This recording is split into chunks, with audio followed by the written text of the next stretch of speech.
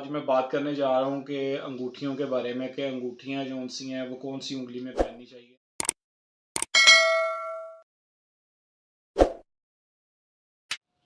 السلام علیکم، welcome to Zeeshan Haider vlog.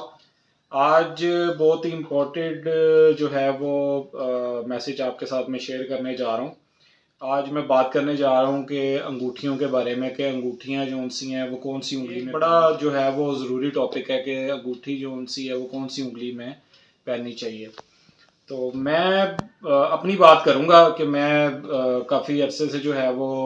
یہ دیکھیں یہ اس انگلی میں بھی انگوٹھی پہن لیتا تھا،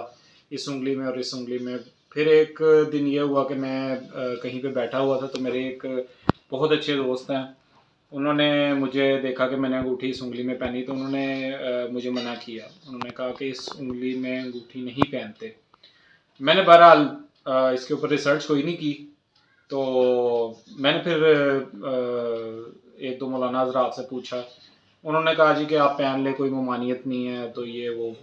بہرحال میں نے ان کی بات مان لی اور میں پھر اس انگلی میں بھی۔ اچھا، پھر میں ایک اور جگہ پہ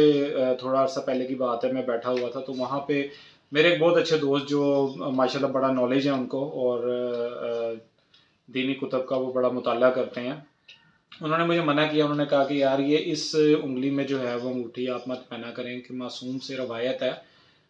معصوم علیہ السلام سے روایت ہے کہ یہ والی انگلی میں انگوٹھی نہیں پہننی چاہیے۔ تو میں نے بہرحال میں نے کہا، میں نے کچھ مولانا سے پوچھا تو انہوں نے کہا جی پہن لیں تو کوئی ممانعت نہیں ہے۔ بہرحال پھر میں نے اس کے اوپر تھوڑی ریسرچ کی، ریسرچ کرنے کے بعد جو ہے وہ اچھا انہوں نے پھر مجھے ریفرنس دیا نا ایک کتاب کا نام ہے تہذیب الاسلام، اور پیج نمبر 35 کے اوپر، تو وہاں پہ پورا اس کا لکھا ہوا ہے، تو انہوں نے وہ مجھے سینڈ کیا، واٹس ایپ کیا، اور میں نے پھر وہ اس کو کتاب کو نکال کے وہ اس کا مطالعہ کیا تو مجھے پتہ چلا، تو میں اب اس انگلی میں انگوٹھی نہیں پہنتا۔ اب انگوٹھیاں میرے پاس یہ دیکھیں کافی ہیں، یہ اناری یاقوت ہے میرے پاس، اس کے علاوہ یہ تعویذ ہے 5 اماموں کا، اور اس کے بارے میں آپ کو ایک تفصیلاً جو ہے وہ ولاگ میں بتاؤں گا۔ اور یہ در نجف کی ایک انگوٹھی ہے میرے پاس، اور ایک یہ جو سی ہے یہ نیلم پتھر ہے۔ تو ہوا یہ کہ اب میں نے ساری انگوٹھیاں تو نہیں میں پہن سکتا، اب میں کیا کرتا ہوں جی کہ کبھی اب یہ انگوٹھی میں یہ والی انگوٹھی زیادہ تر پہنتا ہوں، تو یہ میں نے اب اس انگلی میں پہننی چاہیے انگوٹھی، ٹھیک ہے، یہاں پہ پہن کے تو یہ میں پھر یہ والی انگوٹھی پہن لیتا ہوں، اور یہ چھوٹی انگلی میں جو ہے وہ نیلم کی انگوٹھی۔ تو یہ 2 انگلیاں ہیں جس پہ حکم ہے کہ آپ انگوٹھیاں، یہ صرف یہ 2 انگلیوں کا حکم ہے کہ اس میں آپ پہن سکتے ہیں، باقی یہ والی فنگرز میں انگوٹھیاں نہیں پہننی چاہیے۔ اب بعض دفعہ کبھی دل کیا تو یہ بھی پہن لی ہے، علیحدہ سے میں پہن لیتا ہوں، یہ بھی اس انگلی میں اس طرح کر کے آپ پہن سکتے ہیں، کبھی کوئی پتھر پہن لیے کبھی کوئی پتھر پہن لی، لیکن میں زیادہ تر یہ والا پتھر استعمال کرتا ہوں۔ تو یہ پہلے میں اس انگلی میں پہنتا ہوتا تھا، لیکن جب سے مجھے پتہ چلا کہ اس میں نہیں پہننا چاہیے تو میں اسی انگلی میں جو ہے وہ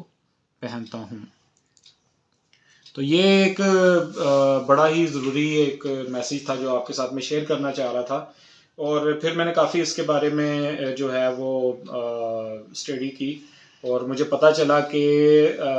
بائیں ہاتھ میں بھی جو ہے وہ انگوٹھیاں ناگینے جو ان سے ہیں وہ نہیں پہننے چاہیے، کیونکہ وہ میں نے جو اس کی